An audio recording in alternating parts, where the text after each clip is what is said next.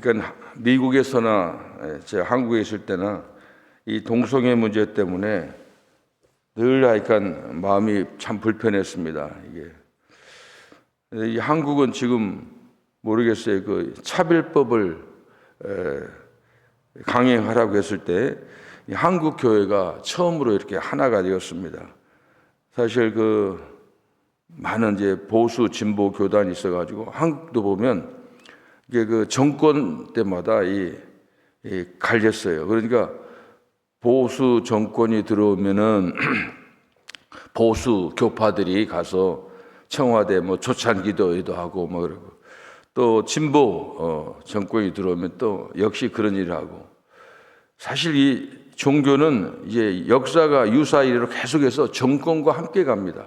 우리나라 역사도 보면 신라 때는 이제 불교가 함께했고, 이조 때는 고려 유교가 함께했고 이제 그랬습니다. 그래서 이건 어쨌든 이게 그래서 언제는 정교 분리다 이런 문제도 있지만은, 말은 정교 분리라고 하지만은 항상 그렇게 갔습니다. 왜냐하면 정권 잡은 사람들이 항상 이 종교를 배경으로 하지 않으면은 이 민심을 잡을 수 없기 때문에 항상 종교를 이용을 하고 또 거기 당하는 사람이 많이 있습니다. 사실 저는 입장이 그래요. 성경이 분명히 좌로나 우로나 치우치지 말라, 그 말이 맞는 말이에요. 그리고 저는 사실 우파도 아니고 좌파도 아닙니다. 그러니까 성경파예요. 저는 성경대로만 살고 싶은 그런 사람입니다. 근데 이게 동성애 문제가 제가 미국에 있을 때 대법원에서 통과됐다고 그래서 내가 하여간 굉장히 답답하고, 이게 무슨 나라인가, 또 이게 기독교 국가인가 하는 그런 생각을 했습니다. 근데 한국 가니까 또 차별법 막 그런 것 때문에 해가지고 하는데, 하여간 지난번에 보면 110만이 모였다고 합니다. 110만이 모였다고 하고. 그래서 근데 마침 이럴 때 이제 앞으로 이제 어떻게 될지 그건 모르겠어요. 앞으로 어떻게 될지. 이게 이제 간단한 문제가 아니거든요. 근데 문제는 하여간 이 동성애라고 하는 건 이 성경에 오늘 또 정확하게 나오더라고요. 왜 동성애 나쁜지. 성경 어느 곳에도 동성애를 옹호하는 그런 구절이 없습니다. 그래서 하나님은 정확하게 이 말씀을 어겼을 때 하나님을 대항하는 세력을 하나님은 그냥 두지 않습니다. 꼭 세상 말 손을 봐주는 겁니다. 이 사람들이 지금 앞으로 이 사람들이 하나님을 그렇게 능멸하고 모욕하고 이런 사람들은 분명히 아마 손을 볼 겁니다. 하나님의 심판은 정확하고 정의롭습니다. 인간들이 선택한 욕심과 하나님을 마음에 두기를 거부한 결과는 하나님께서 어떻게 하느냐? 이제 앞으로 나오면 내버려 둡니다. 그러면 그대로 우리에게 돌아오는 겁니다. 여기에 순리대로 쓸 것을 받고 영리로 쓰고, 이게 순리라고 하는 건 자연스러운 겁니다. 사람은 사실 자연스러운 거예요. 무슨 동성애가 그게 자연스러운 거고 무슨 인간의 취향이고 막 거짓말을 갖다 붙인 겁니다. 자연스러운 겁니다. 근데 이걸 영리로 쓰고, 그래서 이게 보면은 이게 또 이제 이게 몇 년 동안 그 동성애법을 만들 때 보면 매스컴이 영화나 이런 걸 많이 만드는 겁니다. 그리고 그냥 보여주는 겁니다. 첫 번에는 그런 영화 나오면 어이구 이게 무슨 영화야 깜짝 놀랐는데 계속 보여주는 거예요. 이 문화라고 하는 게 예술이라는 거지 영화, 연극 보세요. 전부 그런 주제입니다. 이런 것을 마귀가 오랫동안 이제 한 겁니다. 그래서 첫 번에 그런 얘기했어요. 이제 감리교가 그거 시할 때 내가 생각할 때는 첫 번에 그 안건이 오잖아요. 총회 이런 안건이 오면, 동성애 오면은 그때 그 사람이 첫 번에 와서 잘못해요. 이것은 안건이 성립될 수 없습니다. 이건 성경에 말하니까 기각. 그런데 그걸 그 안건을 받아놓은 거예요. 그리고 얘기하고 그러면 우리가 다음 회개합시다. 그래서 이게 한 10년 이상을 이게 끌어온 겁니다. 그러니까 나중에는 그렇게 열심히 하는데 이런 식으로 넘어가는 거예요. 하나님 말씀 처음부터 아니면 아니라고 하고, 예수님도 예와 아니오를 분명히 하라고 했잖아요. 이게 아니면 아닌 거예요. 성경이 아닌데 오늘 바로 그런 겁니다.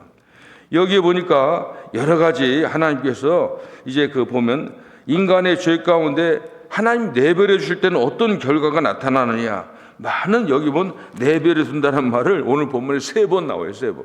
내버려 두시는 하나님의 심판입니다. 첫 번째, 부끄러운 욕심에 내버려 둔다 하는 겁니다. 부끄러운 욕심. 이게 교회가 사실은 저는 이제 청년 시절에 교회에서 이제 많이 보냈습니다. 그리고 우리 조그만 교단이지만은 제가 청년 연합 회장도 하고 전국 이런 해서 청년들하고 상담도 많이 했어요. 이 교회가 가장 조심할 게 뭐냐면 이게 사람이 이게 보면 성적으로 문제가 될 가능성이 굉장히 많아요. 이게 다른 사람들은 안 만나잖아요. 근데 교회는 자주 만나니까 그래서 특별히 젊은이들, 어린아이들을 잘 봐야 됩니다. 이거 잘 지도를 해야 됩니다. 어른도 마찬가지입니다. 그래서 이제 이런 것을 제가 상담을 해보면 제가 어떤 우리 교회 청년, 어느 교회 청년회장이 저하고 상담을 해서 한 며칠 해봤는데 이거 그냥 심각해요. 교회가 보면 겉으로는 하나님의 은혜인데 이 뒤쪽으로 이상한 짓 많이 하는 거예요. 이 자기가 내가 조사해 본 게 아니라 와가지고 상담하면서 알았어요. 굉장히 이게 심각합니다. 이런 것을 우리가 이 하나님께서는 사탄은 항상 이렇게 아주 쉬운데 이런 게 이제 그 틈을 이용하는 겁니다. 많이 올렸을 때 그런 겁니다. 그런데 오늘 성경에 보니까 하여간 이것은 사탄이 보면 하여간 이게 하나님의 백성들을 넘어뜨리려고 이런 방법을 쓰는 겁니다. 그래서 이제 이들이 이제 이런 동성애 이런 문제들은 보면 하나님께서 그런 걸 보면 그냥 하나님은 항상 말씀이 끝나면은 이건 바로 심판. 동성애를 하는 그런 모든 사람들은 하나님께서 바로 이제 심판을 했다고 하는 겁니다. 근데 여기서 이 성경 말씀 보면 이 로마서는 이 사람들이 나쁘다, 이 벌 받아야 된다 그런 얘기만 하는 게 아닙니다. 사도 바울이 이런 말을 하는 것은 2000년대에 이런 일이 있었어요. 그리고 2000년 문화, 로마 문화 무슨 그런 거 다 우리가 보잖아요. 무슨 폼베이도 보고 소돔과 고모라도 가봤고 다 봤잖아요. 이런 문화가 있었기 때문에 사도 바울이 그들을 정죄하는 목적은 다른 게 아닙니다. 정죄하는 것은 그들이 복음을 듣고 돌아오라는 겁니다. 그런데 우리가 이건 있어야 돼요.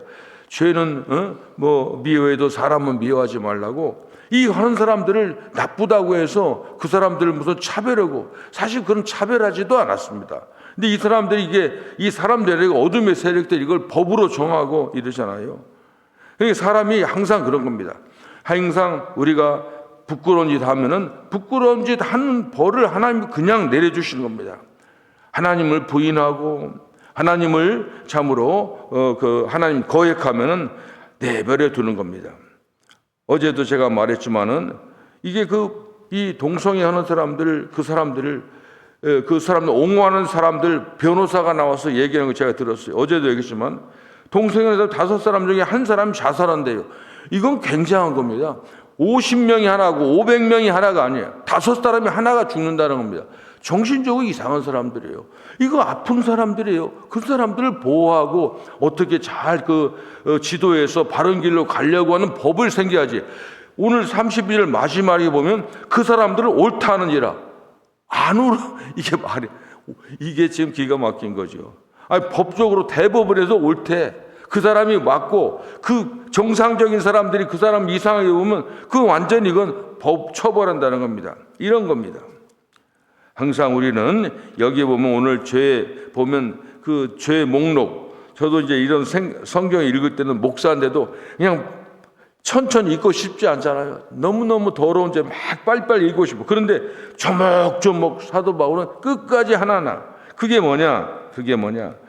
그러니까 살인과 무슨 사기 이것만 죄가 아니에요. 여기 보면은 능욕하는 자요, 교만한 자요, 자랑하는 자요. 보면 그런 것도 엄청난 죄라고 하는 것을 알 수가 있습니다. 그게 결과가 뭐냐? 하나님 마음에 두기를 내버려 두고 우리 인간의 욕망이 선택하면 그렇게 죄를 짓는다고 하는 겁니다. 하나님 기준으로 보면은 죄가 2가지가 있습니다. 하나는 드러나는 죄와 드러나지 않는 죄가 있습니다. 그리고 예수님께서 우리에게 볼 때는 율법을 망할 때 마음으로 죄를 져도 죄라고 하는 얘기 맞습니다. 그런 말씀하는 거를 우리가 꼭 참고하면 됩니다. 하나님을 상실하면 필연적으로 드러나는 죄든지 드러나지 않는 죄들이 따라올 수밖에 없다고 하는 겁니다. 그래서 이런 사람들의 특징은 마지막에 자기 합리화에 빠지는 사람들입니다. 그리고 오늘 보니까 또한 그런 일을 행하는 자들을 옳다 하느니라.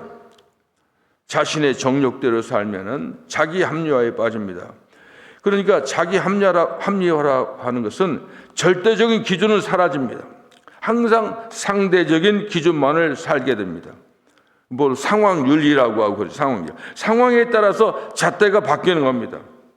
변하는 이런 것이 바로 이게 자기 합리화에 하는 사람 특징입니다. 그러다 보면 자연히 죄에 대해서 무감각해지는 겁니다.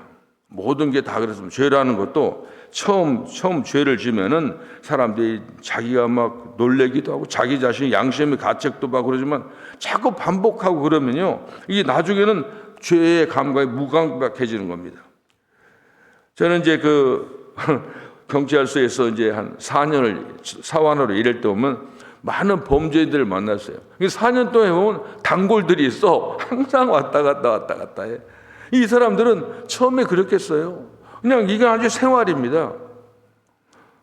보면 형사들이 경찰서에서 도둑놈 많으면은 도범 단속 기간이 도둑 잡는 단속. 왜냐면 경찰들이 돈 버는 일에 관심이지 도둑 잡으려고 안 하거든요. 도범 단속 기간 보면 어떤 사람들은 맨날 놀고 다녀요. 하여간 나는 뭐 이상한 사람만 만들면 해도 어떤 경자들 맨날 술집에 가서 사는 사람이 있어.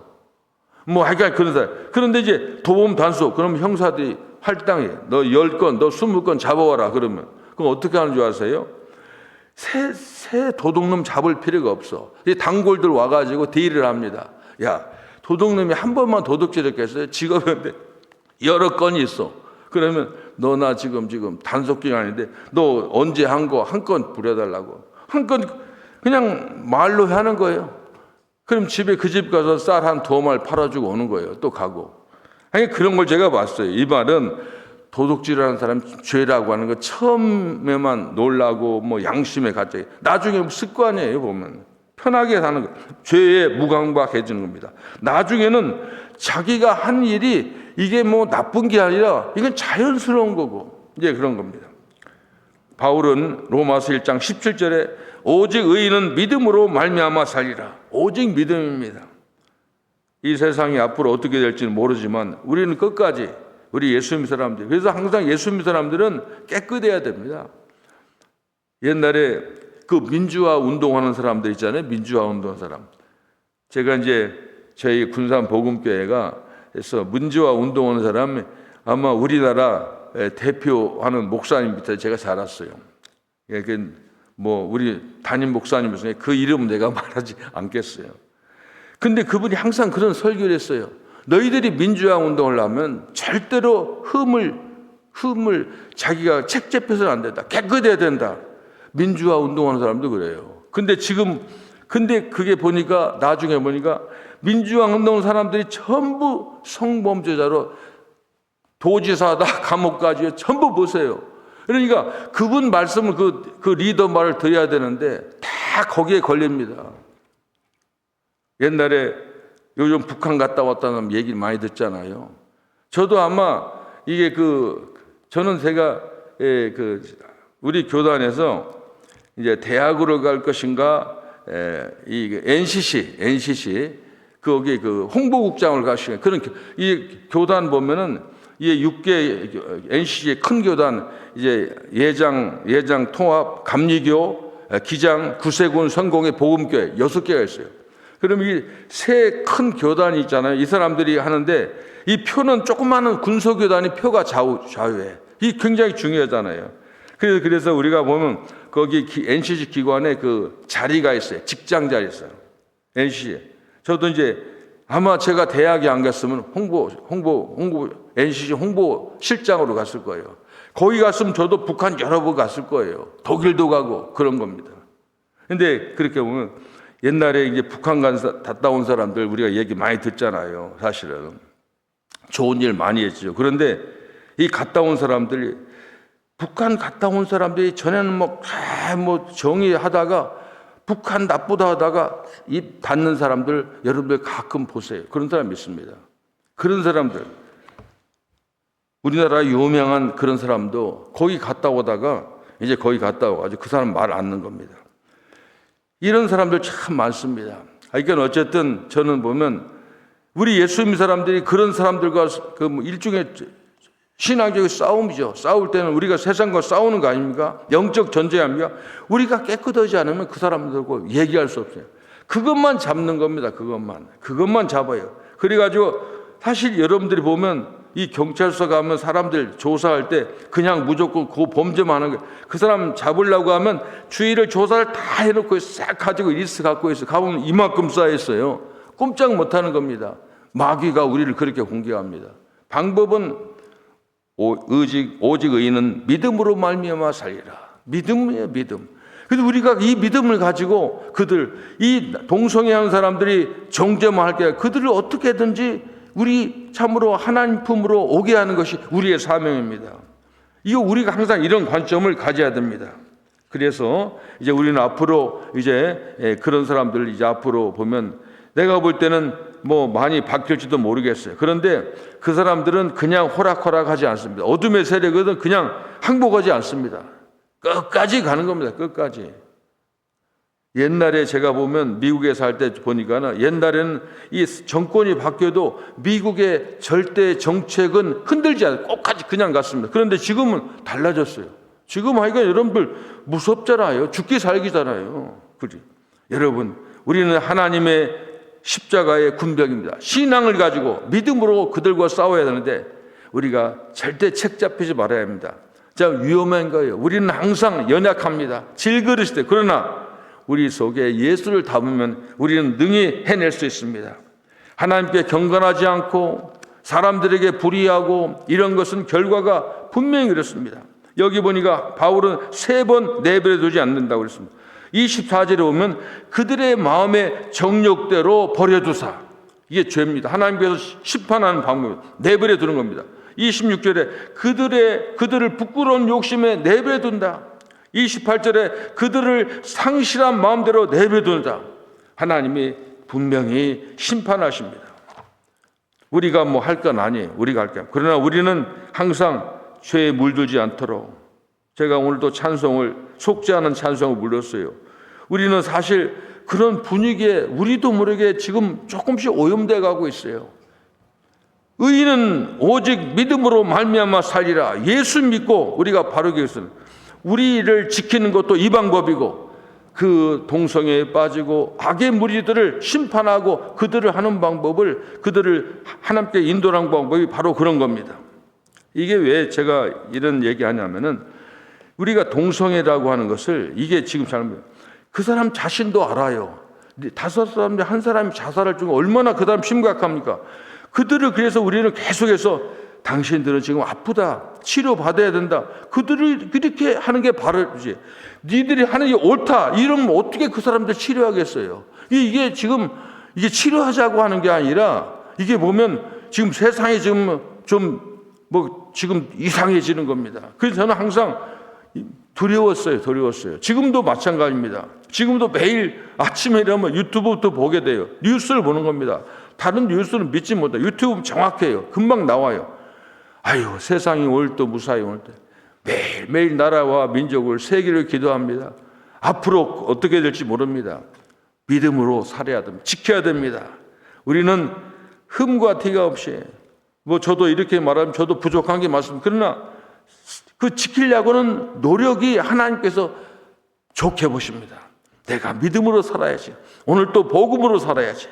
그리고 오늘 또 작은 예수가 돼서 많은 사람들을 하나님께로 예수께로 인도하는 삶을 살아야지. 이런 마음으로 저는 살고 있습니다. 기도하겠습니다. 하나님 고맙습니다.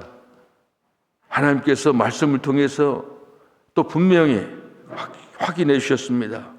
얼마나 세상이 어렵고 힘든지 참으로 그리고 또 하나님 백성들을 참으로 넘어뜨리려고 우는 사자처럼 사탄들이 우리를 노리고 있는지 말씀을 통해 다시 한번 확인했습니다. 오늘 또 하나님의 말씀으로 분명히 설 수 있게 도와주옵소서. 예수 내 구주를 외치며 예수님의 마음을 예수와 함께함, 이 죄악 세상에서 믿음으로 승리하는 우리의 삶이 될 수 있도록 하나님 도와주시옵소서. 예수님의 이름으로 기도합니다. 아멘.